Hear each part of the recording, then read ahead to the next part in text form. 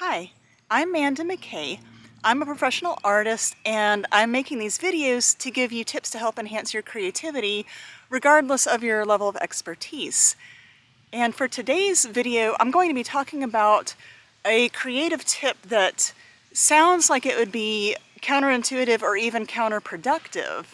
And that is to make a list if you're stuck trying to come up with ideas. And I realized that the idea of making a list to help you be creative sounds like the least creative thing ever, but it actually will help you focus and come up with ideas. And I touched on this in an earlier video about waiting for inspiration, and I was giving ways that you could bring inspiration to you. And one of the things I mentioned was making a list. And so I want to go a little bit more into that topic today because I think it's a very important tool that you can use. And I gave the example in the previous video of how I knew I was going to be traveling and I wanted to take some reference photos for my paintings of hopefully something that I couldn't find at my own home. And so I started by making a list. And I'm actually in the same situation again, so I'll tell you a little bit about my process and how the list making really helps. So I'm predominantly an oil painter, and I paint still lifes of assembled natural objects. If you want to take a look, you can see my artwork at my website, mandamckay.com. But anyway, so I use assembled natural objects, and I often put a lot of dewdrops in the paintings. So I can't really work from life, especially since I have 7 cats, so I have to use reference photos. So anytime that I'm traveling, which isn't very often these days, I try to get reference photos of different things growing or living in the other place that I wouldn't be able to find at my home. And so that was what I did when I was visiting my mother in South Carolina last year, because I was having a very short visit, but I really wanted to get some photos of something I wouldn't be able to find here in Georgia. She's in South Carolina in a longleaf pine forest, and she has a swamp next door, and she has different things that I can't find here. And so when I knew I was going to be there for a short time, I started by just making a list of different things that I would be able to find there that I couldn't find here. And I mean, yes, I could have just wandered around the property and looked for inspiration, but I didn't really have a lot of time to do that, so that's why I wanted to come prepared. So that led to me coming up with the cactus idea. They actually have a cactus that grows in South Carolina, and I wound up coming up with a painting called My Body, Not Yours, and it came out so well that I'm going to make it into a series. And so now in the late spring, I'm going back to South Carolina again. And so I wanted to come up with some reference photos for different paintings, but also some of them using that cactus so they can be part of the series.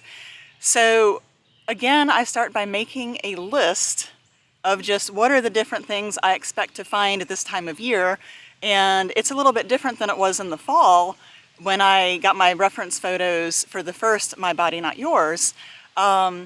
So I started by making a list, and there are different things. For example, a butterfly pea will probably be blooming. That's this really cool sort of lavender bulbous looking flower. But the cactus I expect will be blooming, and I really want to incorporate that. The cactus flower is a bright yellow, and it's really beautiful. So I had made a list of all the different things, once again, that I expect that I can find there that I'm probably not going to find here. And as I said, I really wanted to use this cactus flower, but there is one problem with that. As I said, I make still lifes of assembled natural objects, and they're in a way that you wouldn't expect to just find in nature. For example, I might have a seashell and a flower together, and you probably wouldn't find them like that. So I can't just take a picture of the flower growing on the cactus the way you would find it, because that's not going to work with my style of art. So I had to try to think of ways that I could use a flower that I would have to pick from the cactus, but then place it on the cactus somehow where it wouldn't just look like it's growing there. So that's where I made a second list. And I just brainstormed, I made a list of everything that I could think of that wouldn't be just setting the flower down on top of the cactus pad where it might look to somebody like it was growing that way. So I came up with all sorts of different things, like I could put the flower upside down. Didn't really like that because then you can't see the interior of the flower, which is really pretty. I could balance it on the spines. I could impale it on the spines. I could pick off the petals and just have petals on the cactus. So I kept going with this, and then I came up with the idea of, well, what if I cut the flower open? Like I cut it in half and then you can see the interior. And so with that, I think we'll solve the problem of it won't look like it's growing that way. So I can make the point better, and I plan to try to photograph it that way. And I'll try some of the other ways too. And of course, usually when I'm taking reference photos, even if I have an idea like this of how I want them to look, I'll still be brainstorming at the time and coming up with creative ideas just as I'm sitting there looking at the items. But this is a really good shortcut and helps me have a plan in advance when I'm going to be short on time. So that's the beauty of making a list. Now, I also use list making for stuff that I am just not that great at, like writing. I usually write an artist statement for my paintings, and so I had to come up with a statement for the My Body Not Yours series. And like I said, I'm not a natural writer. So again, I started with a list, and I listed different things like, okay, the objects that are in the painting and what they represent, why I was inspired to come up with this painting for My Body Not Yours, and just the different ideas, just writing down a list of the different ideas that led to this painting in the first place. And then I was able to just flesh it out from there. So the list is a great starting point. And you know, often I'll be inspired with something, I'll just have an idea pop in my head, or I'll dream of an idea. And these are all very helpful, but they're not necessarily reliable, and you can't necessarily count on them for when you need them. So that's where the list comes in. Now, how can you use this yourself? I'll just give you some more examples. If you are a filmmaker or an aspiring filmmaker and you want to come up with some kind of a short film, and you're just itching to make a film, you have no idea what you want it to be about. Well, that's where the list would come in handy. And I would say in this particular circumstance where you have just no clue, okay, start by listing the last, 5 to 10 things that you watched that you really liked or that were inspiring to you. And of course, you're not going to copy them, but you can just list the TV shows or the movies that you've seen recently, or maybe even not recently, but just something that that really inspires you. Maybe you even wish you had been the one to make these films. So you start out with a list of that, and then you can take each film and ask yourself, well, what was it exactly that I found inspiring or enjoyable about this? And so you might write down 5 to 10 things for each film and come up with the things that you really liked about them.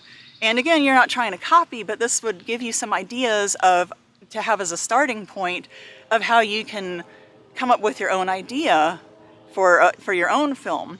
And then another thing you could do is ask yourself, if you're the filmmaker, okay, what are some things that I have around me that I can use? For example, what locations do I have right here, right now, that I can easily use? Are there any props?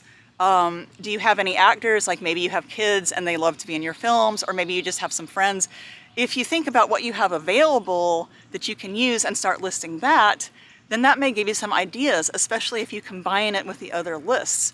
And of course, the beauty of the list is that, well, first of all, it helps you focus and keeps your mind on track. And then also you won't forget. If the ideas start coming really fast, if you're writing them down as fast as you can, then you're not going to be like, oh wait, what was that good idea I just had 2 minutes ago? So that's the beauty of the list. And again, this really will help your creativity, especially if you're stuck.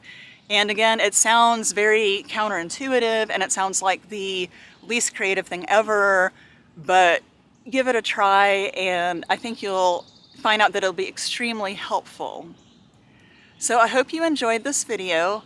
Again, my name is Amanda McKay, and thank you so much for watching.